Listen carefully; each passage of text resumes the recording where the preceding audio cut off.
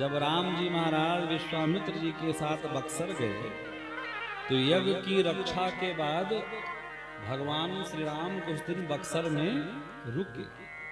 जब ऋषि मुनि ने देखा कि भगवान आए हैं तो ऋषि मुनि आए और भगवान को कथा सुनाने लगे। किसको कथा? भगवान को भगवान की कथा सुनाने लगे, है ना। अच्छा, भगवान जैसा श्रोता मिल जाए तो कौन पीछे हटेगा? सुनाने लगे।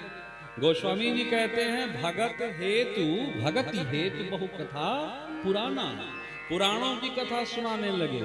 कहे विप्र यद्यपि प्रभु जान, भगवान सब जानते हैं, भगवान क्या नहीं जानते, लेकिन फिर भी भगवान ऐसे बैठ के कथा सुन रहे हैं जैसे पहली बार सुन रहे हैं।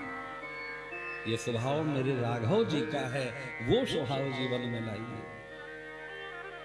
हाँ, जानने के बाद भी अच्छा, ये ऋषि मुनि कथा क्यों सुना रहे हैं?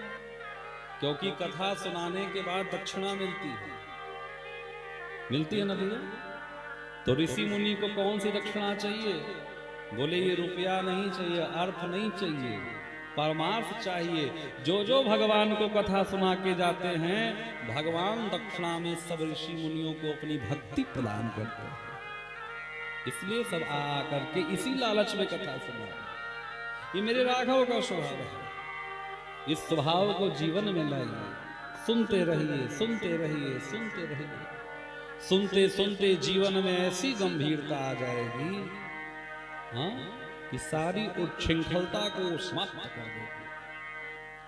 अरे कमी निकालना तो बहुत सरल है, कमी निकालना तो बहुत सरल है।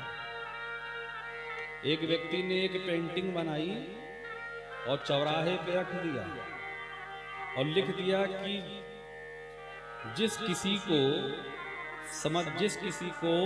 लगे कि इसमें कोई गलती है सो इसी पे लिख करके जाए, बताए हमको, सुधारे तो रखा हुआ।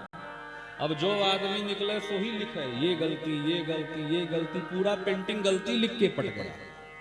उसने कहा अरे, दोबारा फिर लिख करके टांग दिया कि ऐसी ही एक पेंटिंग बना करके दिखावा, ऐसी ही एक पेंटिंग बना के दिखावा। सब गाया, फिर सब बड़े बड़े ज्ञानी गाया। तो ज्ञान देना आसान है, किसी में दोष निकालना आसान है।